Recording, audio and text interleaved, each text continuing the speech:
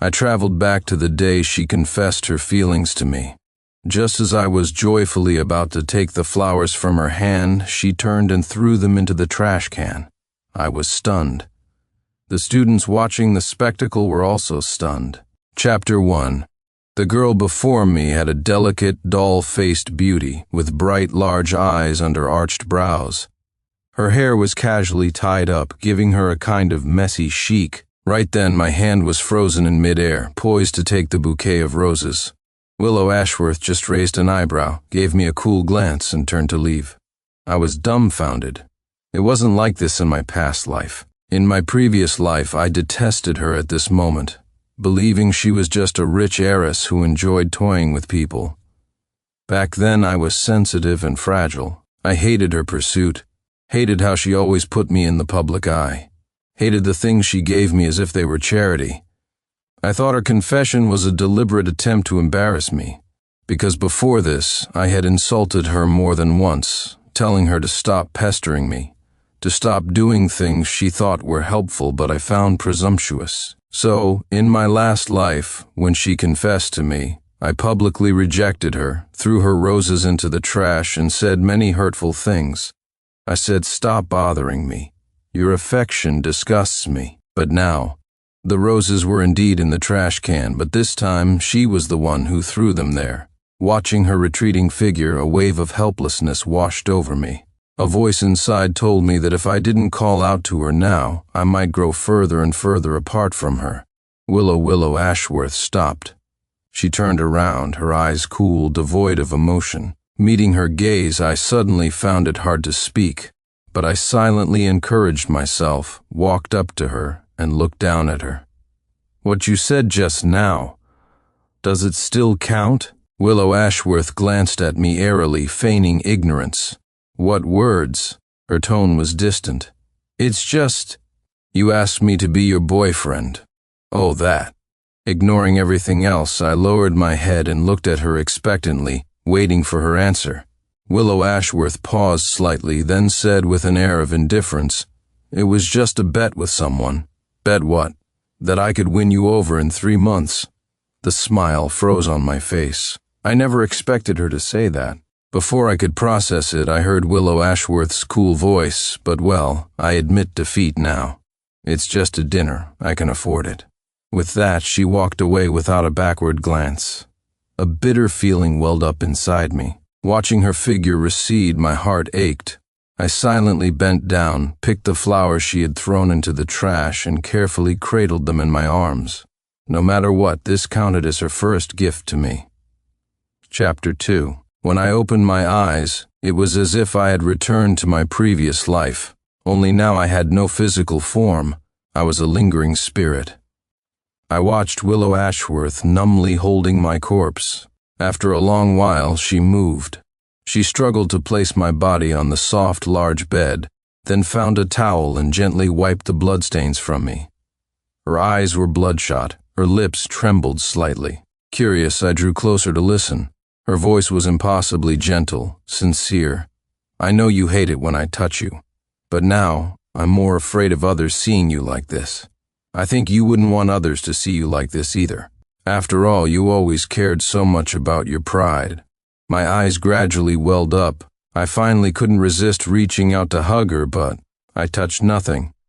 Chapter 3. I had originally thought Willow Ashworth's confession was just a game, not born out of genuine affection. After all, she was a wealthy heiress. She had many choices. But I was wrong, terribly wrong. She had a diary, and every page was filled with entries about me. There was also a photo album, full of pictures of me. Pictures of me running during PE class, eating in the cafeteria, receiving an award on stage. I didn't even know when she had taken them. She even followed all my social media accounts. Her affection for me had reached an obsessive level. Yet, she hadn't intruded on my life. When I told her to stay away, she did, and never appeared before me again.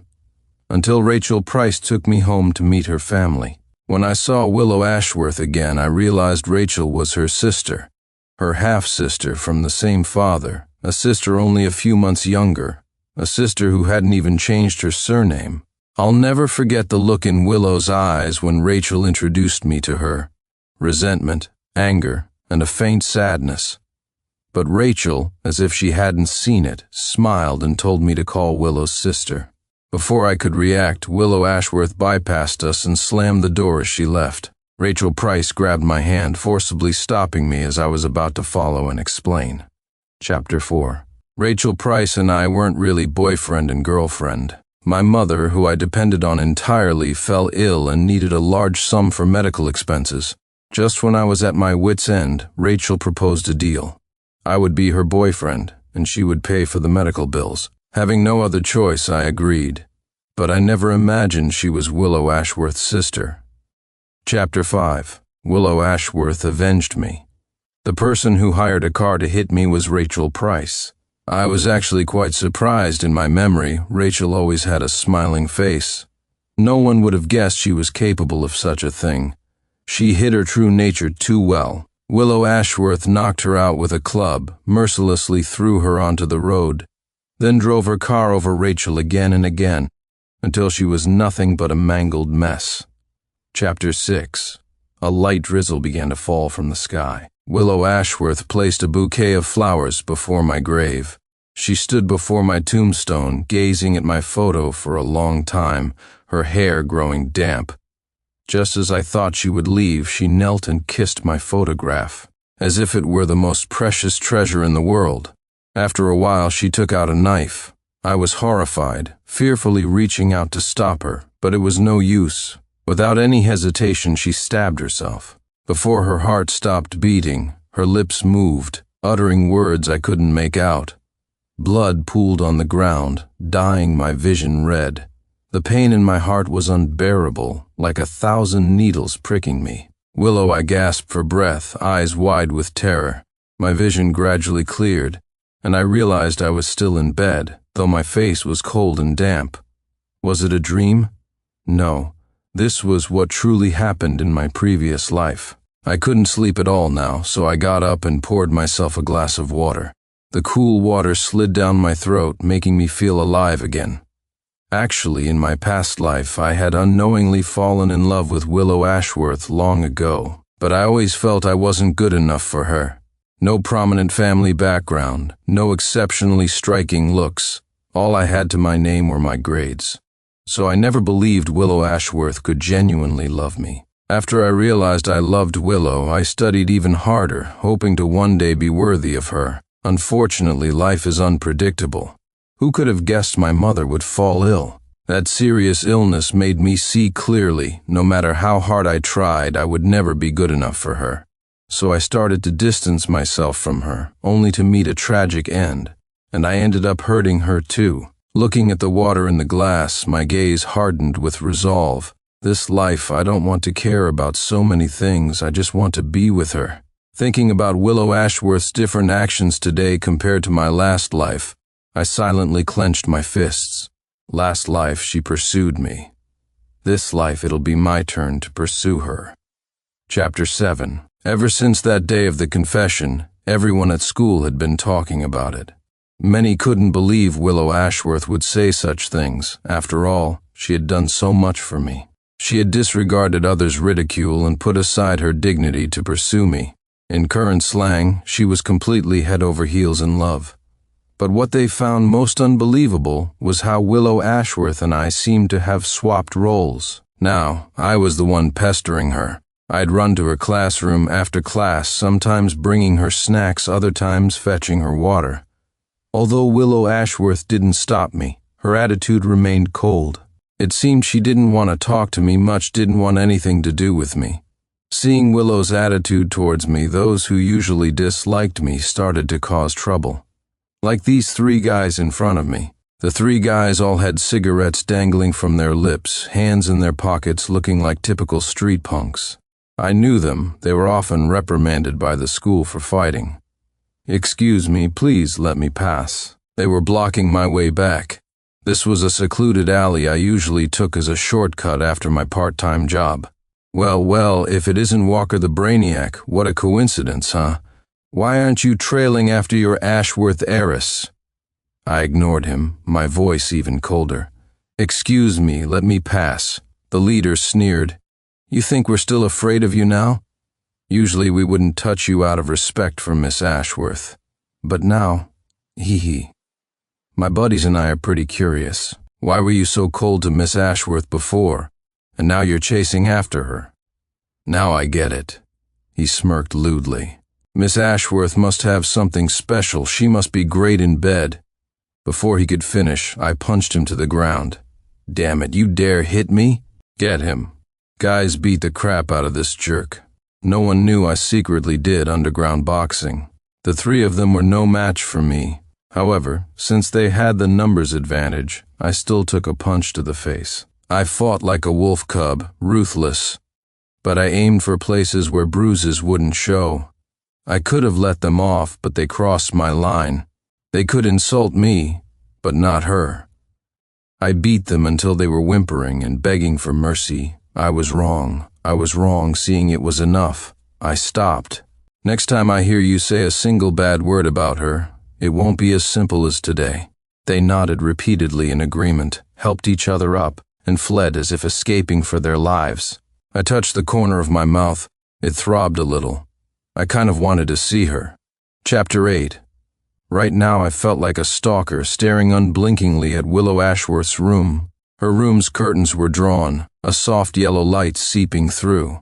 I stood downstairs like that for a long time.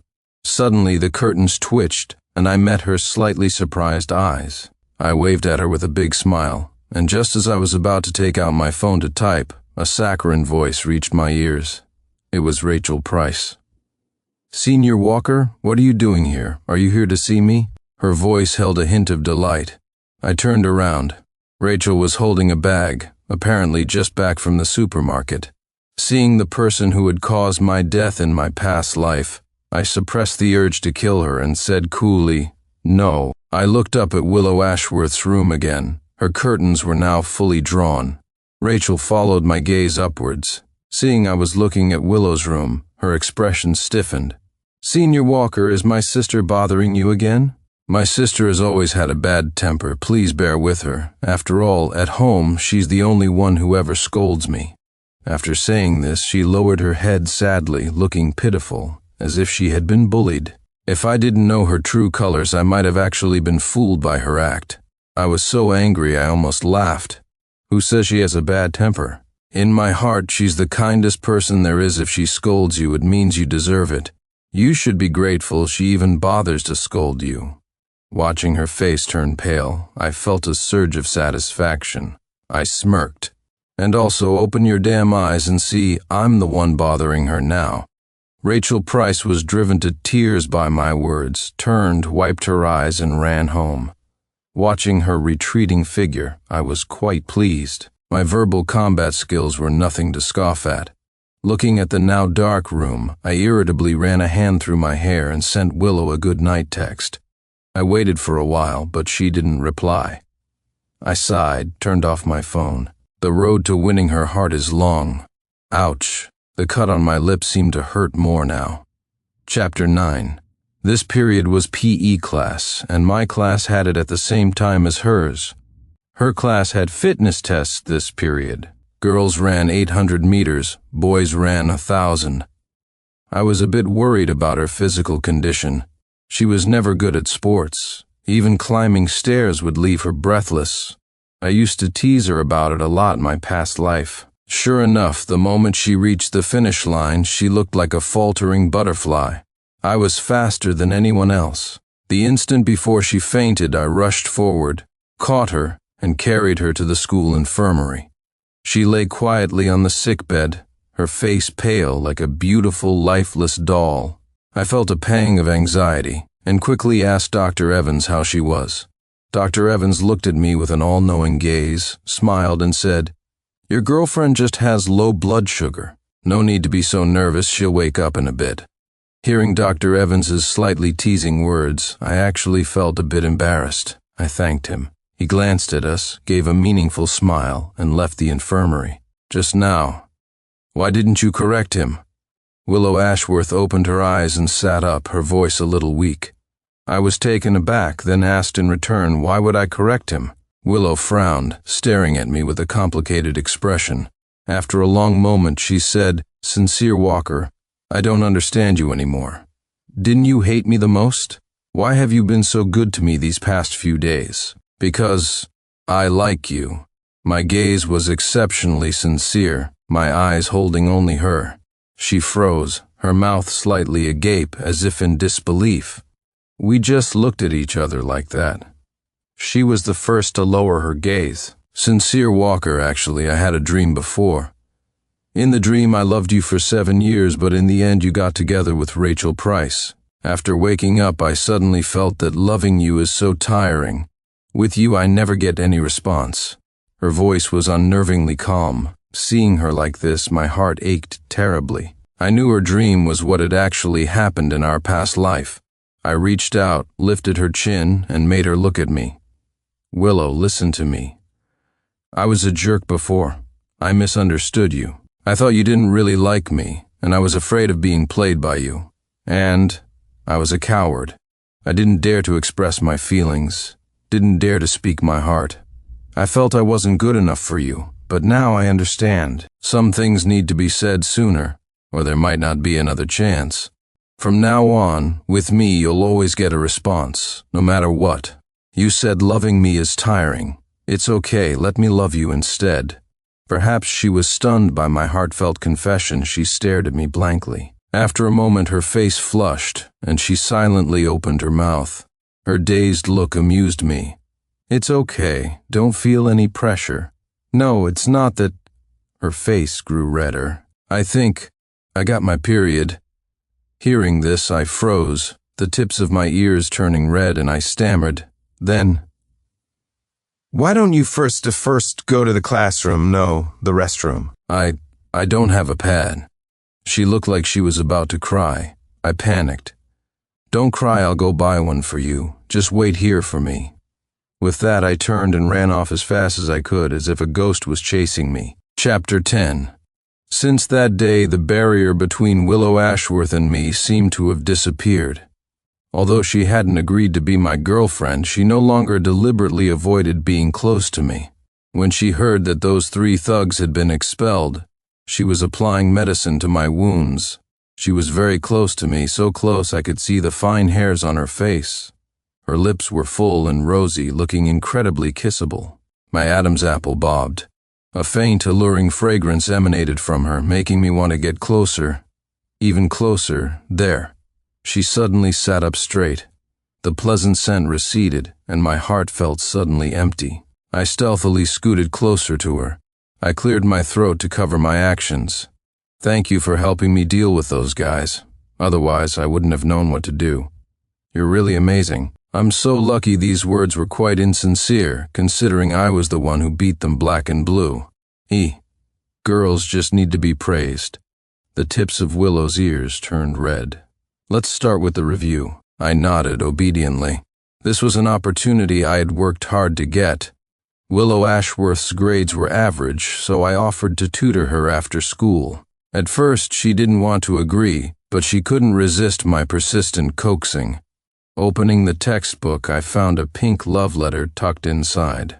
I froze for only a second before quickly tossing the letter into the trash. When I turned back, I saw Willow's expression was a bit off. I explained, "I don't know when that was put there."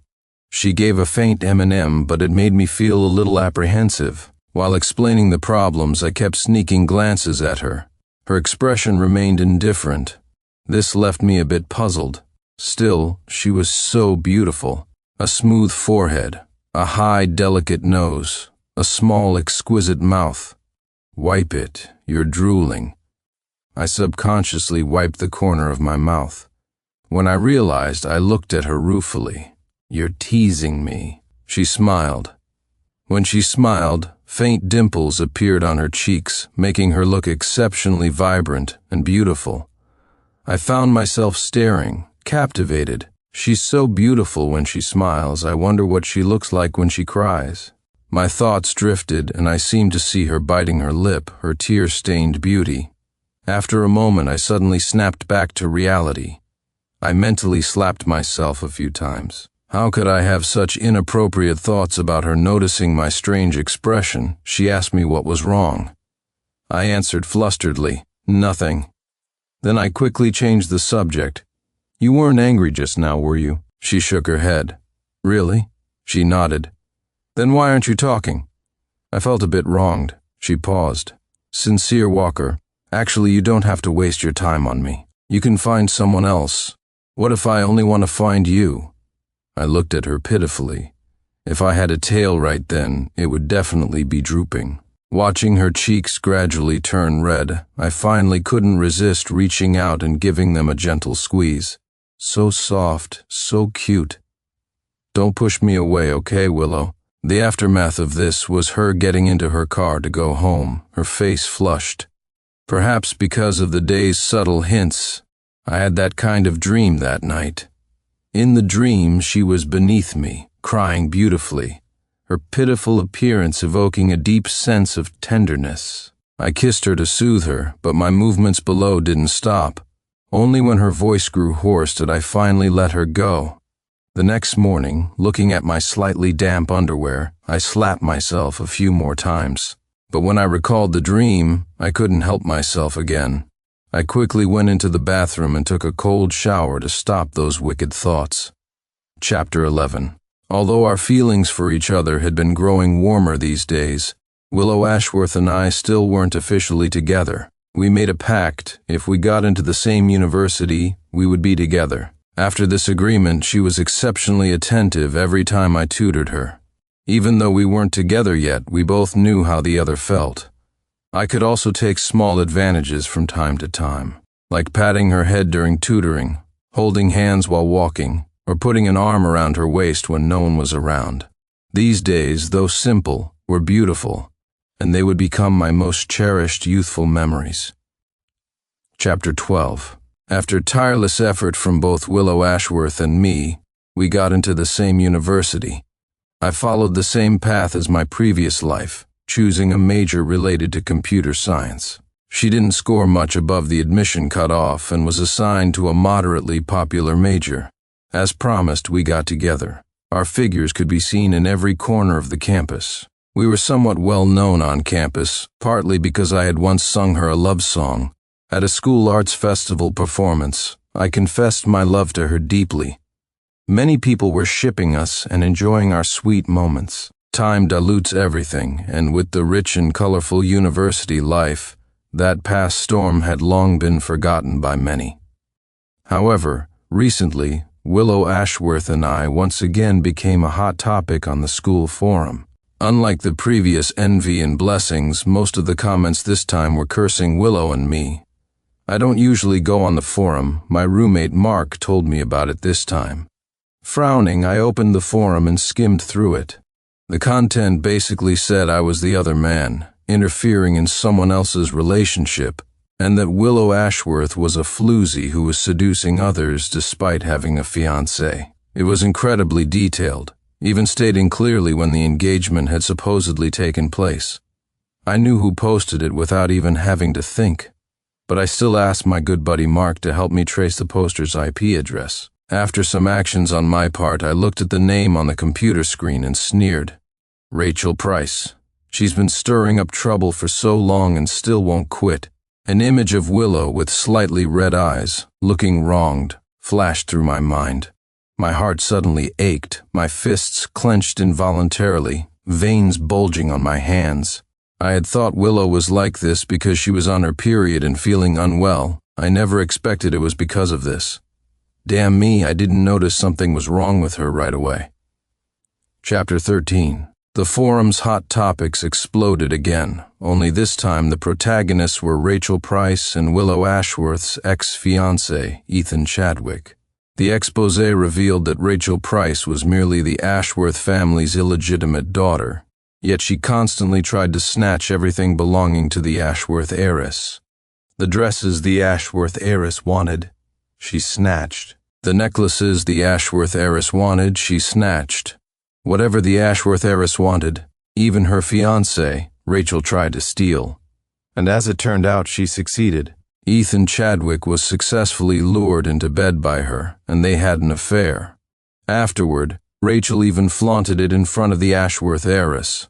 For the sake of benefits, the Ashworth family didn't choose to break off the engagement. Instead, they changed the person for the marriage alliance, from Willow Ashworth to Rachel Price. Rachel even changed her surname because of this, becoming Rachel Ashworth, and was known publicly as the younger Miss Ashworth. As for the Chadwick family, they were the ones in the wrong, so even with the change of bride, they had nothing to say. The post also included bed photos of Rachel Price and Ethan Chadwick. Rachel and Ethan were under a blanket, bare-chested, with Rachel holding her phone, smiling happily at the camera. Ethan, beside her, had his eyes closed, sleeping peacefully. Seeing the comment section filled with curses against Rachel, a smile played on my lips. Now the rumors about Willow and me would collapse on their own. Chapter 14. After that, Rachel Price became a pariah, despised by everyone. So much so that she didn't even dare to come to school. Her mental fortitude was surprisingly strong. She turned around and entered the entertainment industry. One evening, Willow told me her best friend, Chloe, was heartbroken from a breakup and wanted to go to a bar for drinks with her. Although I wasn't too happy about it, I didn't show it, for no other reason than we had previously planned to set off fireworks on the beach today. I sighed silently. Never mind, I had to dote on my own girlfriend. A little worried about their safety, I asked Willow to send me the address. I disguised myself a bit and followed them to the bar. Inside the bar, the lights were dazzling and the music deafening. Though I sipped my drink slowly, my eyes were constantly fixed on Willow and Chloe, afraid some clueless troublemaker would bother them. Just then, I suddenly felt a weight on me. Turning my head, I saw a stunningly attractive woman. She winked at me. "Hey, handsome, want to have some fun together?" Her voice was incredibly seductive. Just then, as the music changed, the already dim lights went out completely. I grabbed the woman's mischievous hand. After a while, the lights came back on. I looked up, but Willow was no longer in sight in the distance. "Handsome, you're hurting me," I impatiently pushed her away and said coldly, "Get lost." Then I quickly got up and went to Willow's best friend, Chloe. Chloe was already dead drunk. I couldn't just leave her. I was afraid something would happen if I did. Coincidentally, my roommate Mark was nearby today, so I called him to come over. In the few minutes I waited for Mark, my mind was in turmoil, and cold sweat kept breaking out on my back. When Mark finally arrived, I entrusted Chloe to his care and then rushed off to find Willow. The bar was quite large, with rooms upstairs. Seeing no sign of her in the main bar area, I prepared to go upstairs to look. Just as I opened the elevator door, I saw Rachel Price. Rachel's face showed panic when she saw me. In that instant, my intuition told me Willow's disappearance was related to her. I dragged her out fiercely, gripped her neck tightly, pinned her against the nearby wall, and asked coldly, "Where's Willow?" Rachel bit her lip, refusing to speak. Seeing this, a dangerous smile played on my lips. I bent down, pulled out a fruit knife, and thrust it menacingly towards Rachel. Rachel was terrified and struggled desperately. Just as the knife was about to pierce her eye, she shrieked, "In room 3361. I shifted my hand slightly, and the knife plunged into the wall beside her, taking a few strands of her hair with it. I left her there and rushed upstairs. Rachel clutched her chest and slowly slid down the wall, gasping for breath as if she had just escaped death. Chapter 15. I kicked open the door of room 3361, only to see a portly man, Mr. Finch, on top of Willow. My blood boiled. I yanked him off with one hand and rained blows on him. His initial curses turned into pleas for mercy. The veins on my hands bulged. I kept hitting him, unconsciously, without stopping. Only when Willow on the bed called my name in distress did I finally stop. I regained my senses, gently picked Willow up and took her back to my place. Willow had been drugged. On the way, she kept rubbing against me and occasionally let out soft moans. This was a test of my willpower. I swallowed hard and looked away.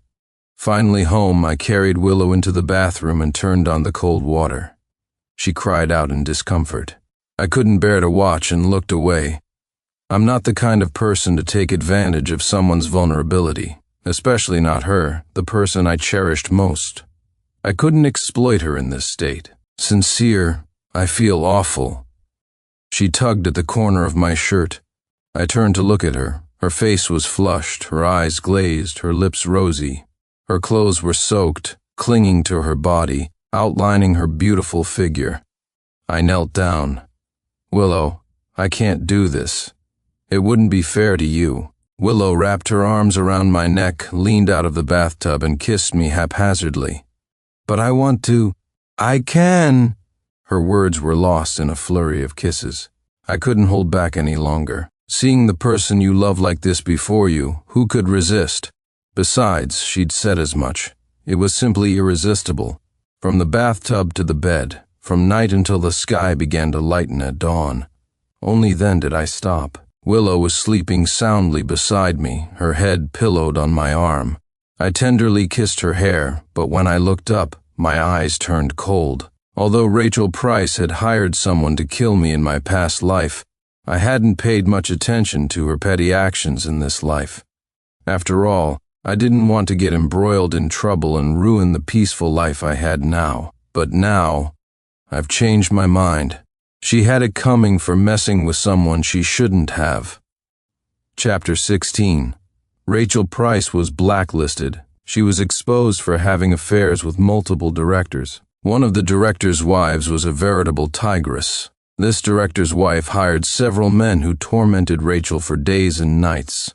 After that, Rachel became mentally unstable. Seeing that Rachel had no more value, the Ashworth family sent her to a mental hospital. It was said that when Rachel was taken in, she was still shouting that she wasn't sick. But who would care now whether she was sick or not? Later, Rachel escaped from the mental hospital and was hit by a car on a main road, crushed into a pulp.